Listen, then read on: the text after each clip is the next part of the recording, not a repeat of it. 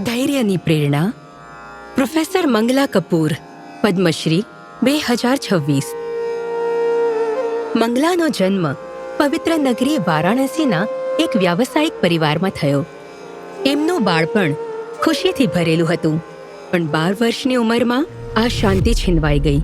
વ્યાપારિક દુશ્મનીને કારણે નિર્દોષ મંગલા પર તેજાબથી હુમલો થયો. હું 6 વર્ષ સુધી હોસ્પિટલમાં હતી.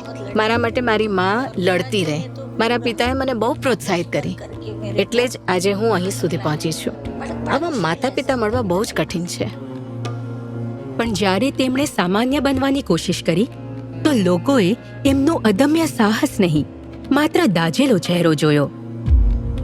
બહાર જતી વખતે હું હંમેશા એક આખું કપડું શરીર પર ઢાંકીને નીકળતી હતી, જેથી કોઈ મને આખી જોઈ શકે નહીં. તેમનો આત્મવિશ્વાસ વધારવા માટે એમની માતા એમને ઇન્દુ મહિલા સંગીત વિદ્યાલય લઈ ગયા. માએ એમને કહ્યું કે હું આને અહીં સિતાર શીખવવા લાવી છું. તો તેઓ બોલ્યા, પહેલા એને કહો કોઈ ગીત ગાય. પણ હું મારા ચહેરા પરથી સ્કાર્ફ હટાવી નહોતી રહી. માએ મને એક તમાચો માર્યો અને ઊંચે અવાજે કહ્યું, સ્કાર્ફ કાઢ અને ગા. પછી મેં ત્યાં એક ભજન સંભળાવ્યું.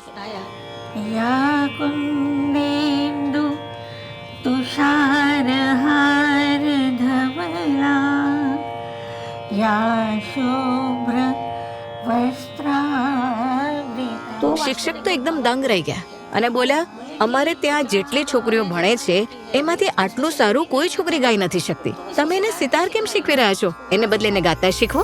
એમણે પ્રતિષ્ઠિત પ્રયાગ સંગીત સમિતિમાંથી ડિપ્લોમા પૂરું કર્યું. મંગલા માટે આત્મનિર્ભર બનવું જરૂરી બની ગયું હતું, એટલે એમણે બાળકોને ગાવાનું શીખવવાનું શરૂ કર્યું અને અંતે બનારસ મ્યુઝિક કોલેજમાં સંગીતમાં બેચલરમાં પ્રવેશ લીધો. એક સ્ટેજ પરફોર્મન્સમાં દર્શકોની પ્રતિક્રિયાના ડરથી આયોજકોએ પ્રવેશ ન આપ્યો, પણ એમની મંડળી પાસે એક ઉપાય હતો. એમણે ઓડિટોરિયમમાં અંધારું કરી નાખ્યું.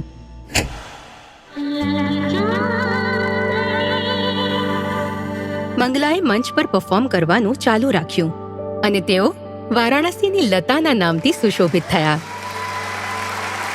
તેમણે ઘણા સંગીત સમૂહો સાથે ગાવાનું પણ શરૂ કર્યું અને એક લેક્ચરર તરીકે કાશી વિશ્વવિદ્યાલય સાથે જોડાયા.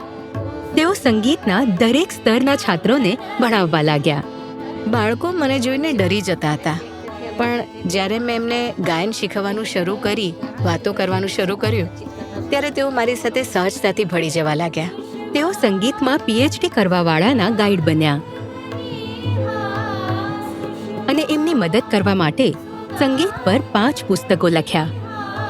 આજે મંગલા એના નાના ભાઈ સાથે સેવા નિવૃત્તિનું જીવન વિતાવી રહ્યા છે, પણ એમણે સંગીત શીખવવાનું ચાલુ રાખ્યું છે.